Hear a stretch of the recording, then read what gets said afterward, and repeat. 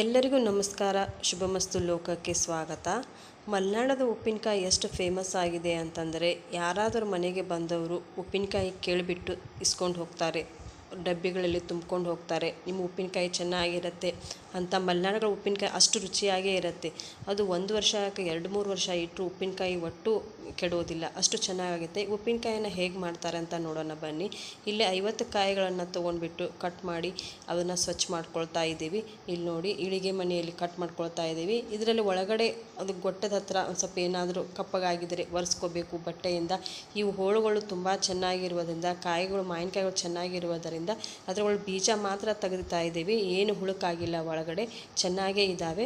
ಇವನ್ನೆಲ್ಲ ತೆಗೆದುಬಿಟ್ಟು ಆರಾಕ್ಕೋಬೇಕು, ಚೆನ್ನಾಗಿ ಆರಬೇಕು. 8ರಿಂದ 10 ಯಾಕೆ 12 ತಾಸಾದರೂ ಚೆನ್ನಾಗಿ ಆರ್ಕೋಬೇಕು ಈ ಹೋಳುಗಳು ಗಾಳಿಗೆ. ಆ ನಂತರನೇ ಉಪ್ಪಿನಕಾಯಿ ಹಾಕಬೇಕು. ಇದರಲ್ಲಿ ಕೆಲವೊಂದು ಹಣ್ಣುಗಳಾಗಿರುವಂತಹ ಕಾಯಿಗಳನ್ನು ಬೇರ್ಪಡಿಸ್ಬಿಟ್ಟು ಉಪ್ಪಿನಕಾಯಿಗೆ ಯಾವುದು ಚೆನ್ನಾಗಿರುತ್ತೆ ಅವನ್ನಷ್ಟು ಹಾಕ್ತಾಯಿದ್ದೀವಿ. ಇಲ್ಲಿ ನೋಡಿ, ಹಣ್ಣಾಗಿರೋ ಮಾವಿನಕಾಯಿಗಳು. ನಂತರ ಇವನ್ನ ಆರಾಕಿದ್ದೀವಿ. ಇವನ್ನ ರಾತ್ರಿ ಕಟ್ ಮಾಡಿ ಹಾಕಿರೋದು ನಾವು ಮಾರನೇ ದಿನ ಮಧ್ಯಾಹ್ನ ಕುಡಿಸಿದ್ದೀವಿ. ಇದಕ್ಕೆ ಮಸಾಲೆಗೂ ಜಾಸ್ತಿ ಮಸಾಲೆಗಳನ್ನು ಹಾಕೋದಿಲ್ಲ. ಎಣ್ಣೆನೂ ತುಂಬಾ ಕಡಿಮೆ ಹಾಕ್ತಾರೆ. ತುಂಬ ಜನ ತುಂಬ ಎಣ್ಣೆ ಹಾಕ್ತಾರೆ, ಅದು ಡಬ್ಬಿಗಳಿಗೆ ಹತ್ಕೊಂಡು ಹೋಗ್ಬಿಡತ್ತೆ. ಇಲ್ಲಿ ನೋಡಿ, ಇಲ್ಲೇ ಒಂದು ಅರ್ಧ kg ಸಾಸಿವೆ ಹಾಕಿದ್ದೀವಿ, ಒಂದು 50 ಗ್ರಾಮಷ್ಟು ಜೀರಿಗೆ, ಆಮೇಲೆ ಸ್ವಲ್ಪ ಮೆಣಸು ಅವನು ಬಿಸಿಲಲ್ಲಿ ಇಟ್ಟಿದ್ದೀವಿ. ಈಗ ಇವು ಹೋಳುಗಳನ್ನೆಲ್ಲ ತುಂಬಿಕೊಂಡು ಅದನ್ನು ಡಬ್ಬಿಗಳಲ್ಲಿ ತುಂಬ್ಕೋದಕ್ಕೆ, ಮಸಾಲೆ ಹಾಕಲಿಕ್ಕೆ ನಾನು ಒಂದು ಬುಟ್ಟಿಯಲ್ಲಿ ತೊಗೊಳ್ತಾ ಇದ್ದೀನಿ ಅವೆಲ್ಲ ಆರಿರೋ ಹೋಳುಗಳನ್ನು. ಇದಕ್ಕಿವಾಗ ಏನೇನು ಹಾಕಬೇಕು ಅಂತ ನೋಡಿರಲ್ಲ, ಅವುಗಳನ್ನೇ ಮಿಕ್ಸಿಯಲ್ಲಿ ಮಸಾಲೆಗಳನ್ನು ಹಾಕ್ಕೋಬೇಕು. ಇಲ್ಲಿ ನೋಡಿ, ಅರ್ಧ kg ಅಷ್ಟು ಸಾಸಿವೆನ ಮತ್ತು ಜೀರಿಗೆ, ಸ್ವಲ್ಪ ಮೆಣಸು, ಮತ್ತು ಸ್ವಲ್ಪ ಮೆಂತ್ಯಕಾಳು ಜಾಸ್ತಿ ಹಾಕಿದರೆ ಮೆತ್ತಗಾಗಿಬಿಡತ್ತೆ ಹೋಳುಗಳೆಲ್ಲ. ಹೀಗಾಗಿ ಸ್ವಲ್ಪ ಪ್ರಮಾಣದಲ್ಲಿ ಹಾಕಬೇಕು. ಇದನ್ನೆಲ್ಲ ಮಿಕ್ಸಿಯಲ್ಲಿ ಪೌಡ್ರ್ ಮಾಡ್ಕೋಬೇಕು, ಇಲ್ಲ ಕುಟ್ಕೊಂಡಾದರೂ ಕುಟ್ಕೋಬೋದು. ಇದನ್ನು ಪೌಡ್ರನ್ನ ಮಾಡಿಕೊಂಡು ಇವಾಗ ಇದಕ್ಕೆ ಮಸಾಲೆಗಳ ಸೇರಿಸೋಣ. ಇದರ ಜೊತೆಗೆ ಇವಾಗ ಬೆಳ್ಳುಳ್ಳಿ ಮತ್ತು ಅಲ್ಲ ಎರಡನ್ನೂ ಮಿಕ್ಸಿಯಲ್ಲಿ ಪೇಸ್ಟ್ ಮಾಡ್ಕೋಬೇಕು. ನೋಡಿ, ಇಲ್ಲಿ ಬೆಳ್ಳುಳ್ಳಿ ಮತ್ತು ಅಲ್ಲನ ತೊಗೊಂಡಿದ್ದೀನಿ, ಇದನ್ನು ಪೇಸ್ಟ್ ಮಾಡಿ ಇಟ್ಕೊಳ್ಳೋಣ. ಇವಾಗ ಇದಕ್ಕೆ ಮಾವಿನಕಾಯಿ ಹೋಳುಗಳಿಗೆ ಎಲ್ಲ ಮಸಾಲೆಗಳನ್ನ ಸೇರಿಸೋಣ.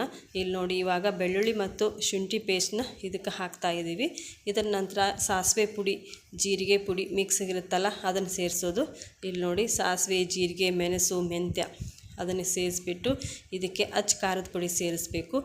ಖಾರದ ಪುಡಿ ನಮ್ಮದು ತುಂಬ ಖಾರ ಇರುವುದರಿಂದ ನೋಡ್ಕೊಂಡು ಹಾಕ್ತಾ ಇದ್ದೀವಿ. ಇದಕ್ಕೆ 50 ಕಾಯಿಗಳಿಗೆ ಆದರೂ ಒಂದು ಅರ್ಧ kg ಆದರೂ ಖಾರದ ಪುಡಿ ಬೇಕೇ ಬೇಕು. ಆಮೇಲೆ ಸ್ವಲ್ಪ 50 ಗ್ರಾಮ್ನಷ್ಟು ಅರಿಶಿಣದ ಪುಡಿ ಸೇರಿಸಬೇಕು. ಅರಿಶಿಣ ಪುಡಿ ಸೇರಿಸ್ಬಿಟ್ಟು ನಂತರ ರುಚಿಗೆ ತಕ್ಕಷ್ಟು ಉಪ್ಪು. 50 ಕಾಯಿಗಳಿಗೆ ನಾನು ಅರ್ಧ kgಯಷ್ಟು ಉಪ್ಪನ್ನು ಸೇರಿಸ್ತಾ ಇದ್ದೀನಿ.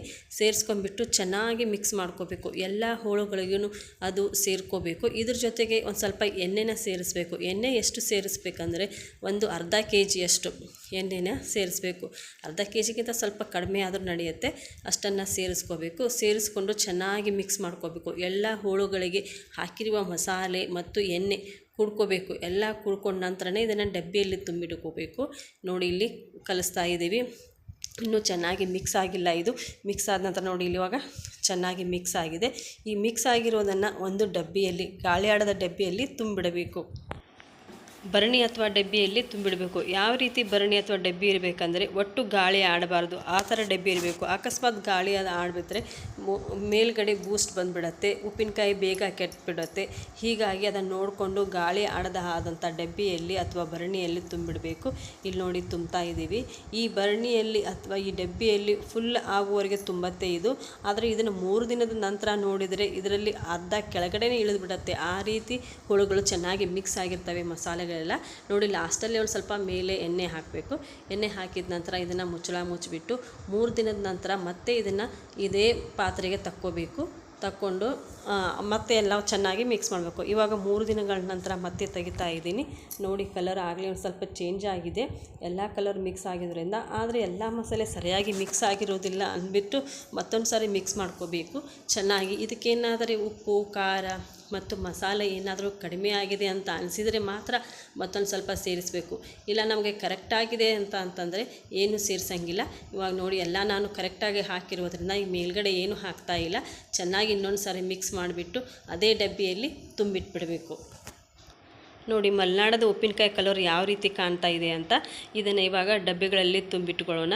ತುಂಬಿದ ನಂತರ ಇದರ ಸೈಡಲ್ಲಿ ಎಲ್ಲ ಮಸಾಲೆ ಹತ್ತಿರುತ್ತಲ್ಲ ಅದನ್ನೆಲ್ಲ ಚೆನ್ನಾಗಿ ಸರಿಸ್ಕೊಂಡು ಆ ಹೋಳುಗಳ ಮೇಲೆ ಬೀಳುಗಳ ಥರ ಹಾಕಬೇಕು. ಇಲ್ಲಿ ನೋಡಿ ಇವಾಗ ಬುಟ್ಟಿಯಲ್ಲಿ ಎಲ್ಲ ಖಾಲಿಯಾಗಿದೆ ನೋಡಿ, ಸೈಡಲ್ಲಿ ಎಷ್ಟೊಂದು ಮಸಾಲೆ ಹತ್ತಿದೆ. ಇದನ್ನೆಲ್ಲ ತಕ್ಕೊಂಡು ಅದಕ್ಕೆ ಸೇರಿಸಬೇಕು, ಇಲ್ಲಾಂದರೆ ಉಪ್ಪಿನಕಾಯಿ ಕೆಡತ್ತೆ. ಸರಿಯಾಗಿ ನಾವು ಪ್ರಮಾಣದಲ್ಲಿ ಇಟ್ಟರೆ ಮಾತ್ರ ಅದು ತುಂಬ ದಿನದವರೆಗೆ ಉಪ್ಪಿನಕಾಯಿ ಇರುತ್ತೆ. ಇಲ್ಲಿ ನೋಡಿ ಈ ಥರ ಎಲ್ಲ ಚೆನ್ನಾಗಿ ಮಿಕ್ಸ್ ಆಗಿದೆ. ಇದಕ್ಕಿವಾಗ ಮುಚ್ಚಳ ಮುಚ್ಚಿಬಿಟ್ಟು ಮೇಲ್ಗಡೆ ಒಂದು ಬಟ್ಟೆನ ಹೊದಿಸ್ಬೇಕು. ಬಟ್ಟೆನ ಯಾಕೆ ಹೊದಿಸ್ಬೇಕು ಅಂತಂದರೆ ದೃಷ್ಟಿ ತಾಗಬಾರ್ದು ಅಂದ್ಬಿಟ್ಟು ಇದ್ರ ಮೇಲೆ ಬಟ್ಟೆನ ಹೊಸ್ತಾರೆ. ನೆಕ್ಸ್ಟ್ ಟೈಮ್ ಉಪ್ಪಿನಕಾಯಿ ತೆಗೆದುಕೊಳ್ಳುವಾಗ ಚಮಚದಿಂದ ಸಹಾಯದಿಂದ ತಕ್ಕೋಬೇಕು, ಏಕೆಂದರೆ ಡೈರೆಕ್ಟಾಗಿ ಕೈ ಹಾಕಲಿಕ್ಕೆ ಬರುವುದಿಲ್ಲ, ಉಪ್ಪಿನಕಾಯಿ ಕೆಡತ್ತೆ. ಮೊದಲೇ ಸಾರಿ ಉಪ್ಪಿನಕಾಯಿ ಬಳಸೋಕ್ಕಿಂತ ಮುಂಚೆ ನೈವೇದ್ಯ ಮಾಡಬೇಕು ದೇವರಿಗೆ, ಅಂದರೆ ತಾಳಿಕೆ ಬರುತ್ತೆ. ಉಪ್ಪಿನಕಾಯಿ ದೇವರಿಗೆ ಸಮರ್ಪಿಸಿದರೆ ಮುಂದೆ ನಾವು ತಿನ್ನೋದಕ್ಕೆ ಅನುಕೂಲ ಆಗುತ್ತೆ ಮತ್ತು ಬಾಳಿಕೆಯೂ ಬರುತ್ತೆ. ಈ ವಿಡಿಯೋ ನಿಮಗೆ ಇಷ್ಟ ಆಗಿದೆ ಅಂತ ಅಂದ್ಕೊಂಡಿದ್ದೀನಿ. ಮತ್ತೆ ಮುಂದಿನ ವಿಡಿಯೋದಲ್ಲಿ ಸಿಗೋಣ.